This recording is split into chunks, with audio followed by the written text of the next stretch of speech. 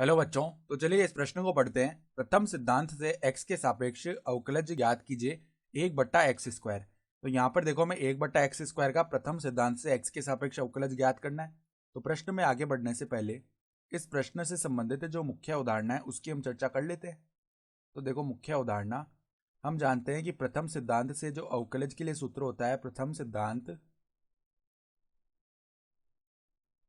सिद्धांत से हम जानते हैं कि f' का जो मान है वो क्या आता है, लिमिट देखो h अग्रसित होता है शून्य की ओर, ठीक है।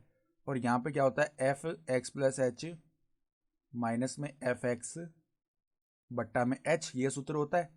तो अब देखो सवाल में हमें फलन क्या दिया हुआ है, अर्थात f(x) का मान क्या दिया हुआ है, 1/x² दिया हुआ है। तो अगर हम यहाँ से f(x+h) का मान निकालेंगे तो x के स्थान पर x+h रख देंगे तो 1/x+h, इसका आ जाएगा स्क्वायर, ठीक है। तो अब देखो हमारे पास में जो f' का मान है वो लिख लेते हैं।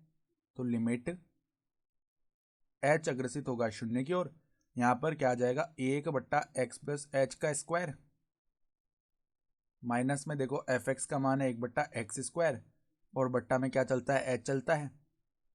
तो देखो हम लैसे लेते हैं और पदों को सरल करते हैं। तो f' का मान क्या आएगा, यहाँ पर देखो लिमिट h अग्रसित है शून्य की ओर, ऊपर देखो क्या पद बनेंगे, x² माइनस x+h का स्क्वायर। तो पहले तो देखो यहाँ पर तो लैसे आ गया x+h का स्क्वायर गुणा x², जो नीचे वाला h है वो भी यहाँ पे गुणा आएगा, और x² माइनस x+h का स्क्वायर, ये पद बन गए हमारे पास, ठीक है।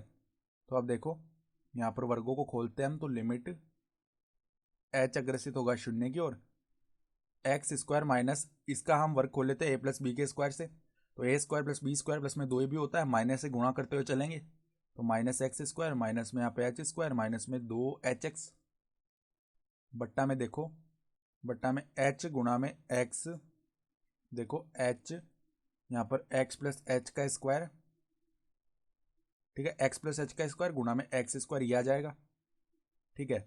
तो अब देखो x² से ये x² हो गया शून्य। फिर देखो ऊपर से हम क्या करेंगे, हम h को उभयनिष्ठ निकाल लेंगे। तो लिमिट h अग्रसित हो रहा है शून्य की ओर, ठीक है। यहाँ पे h को हमने उभयनिष्ठ निकाल लिया तो -h माइनस में 2x बचेगा। फिर अंदर देखो हमारे पास में यहाँ पे क्या है, h गुणा में x+h का स्क्वायर गुणा में x²। तो h से h विभाजित हो गया एक बार। अब बचे हुए पद में h को हम 0 रख देते हैं, यानी h को 0 की ओर अग्रसित करवा देते हैं। तो यहाँ पे देखो 0 माइनस 2x यानी -2x बनेगा, बट्टा में यहाँ पर x² गुणा x², x की घात 4 हो गया। तो ये क्या बन जाएगा, -2/x की घात 3, और यही हमारे अवकलज का मान आ गया, ठीक है। तो ये हमारा उत्तर हो गया। तो आशा करता हूँ कि आपको ये प्रश्न समझ में आया होगा। धन्यवाद।